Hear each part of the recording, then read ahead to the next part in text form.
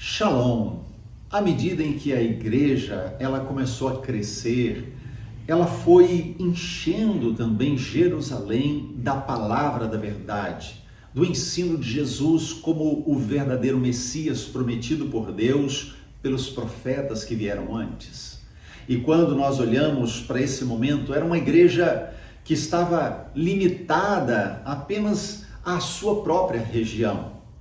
E aí é que chega uma perseguição. Deus permite a perseguição para tirar a igreja do comodismo e levar essa igreja a expandir o reino, levar a mensagem de salvação a outros lugares que de outra forma eles não levariam. Em Atos capítulo 13, os versos de 1 a 3, nós encontramos um relato de um momento numa igreja especial, a igreja de Antioquia. Vamos ler. Havia na igreja de Antioquia profetas e mestres, Barnabé, Simeão, por sobrenome Níger, Lúcio de Cirene, Manaém, Colasso de Herodes, o tetrarca, e Saulo. E servindo eles ao Senhor e jejuando, disse o Espírito Santo: separai-me agora Barnabé e Saulo para a obra que os tenho chamado. Então, jejuando e orando e impondo sobre eles as mãos, os despediram. Então, na medida em que a perseguição chegou a Jerusalém, os cristãos foram espalhados. E muitos deles então chegaram a Antioquia, que era a capital da província da Síria. Era a terceira principal cidade do Império Romano e era célebre pela sua riqueza, pela sua cultura, pela sua imoralidade. Então era uma cidade estratégica, a terceira mais importante do Império. E ali, quando os discípulos começaram a chegar, as pessoas começaram a aceitar a fé em Cristo.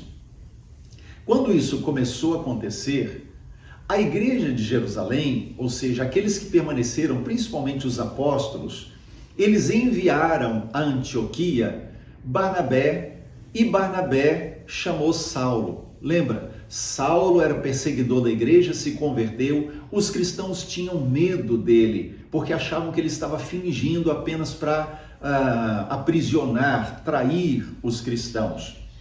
Mas Barnabé, tocado pelo Espírito Santo, ele vai e busca Saulo, o Saulo que se converteu, o Saulo que teve um encontro com Jesus, e traz Saulo consigo, e eles permanecem durante 1 ano em Antioquia. E muita gente ali aprende sobre o Evangelho, ouve sobre as Escrituras, crê em Jesus como Senhor e Salvador. Então, depois de 1 ano sendo discipulados e ensinados por Saulo e por Barnabé, os líderes foram levantados naquela igreja. É quando o Espírito Santo vem e fala com eles. E aqui a gente vê algo muito especial. Eles tinham 1 ano de vida.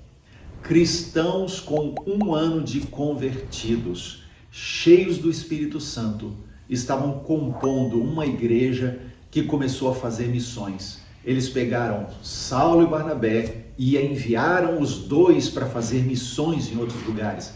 Então, peraí, os 2 pastores deles não estariam mais, eles iam embora para casa, não estariam mais nos cultos, não vão mais orar, porque os pastores não.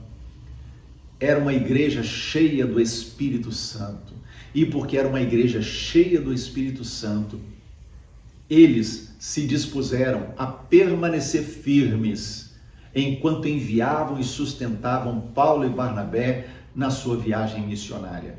Essa é uma igreja que nasce de pessoas que, com 1 ano de conversão, cheios do Espírito Santo, começaram a fazer diferença, não apenas em Antioquia, mas até os confins da terra.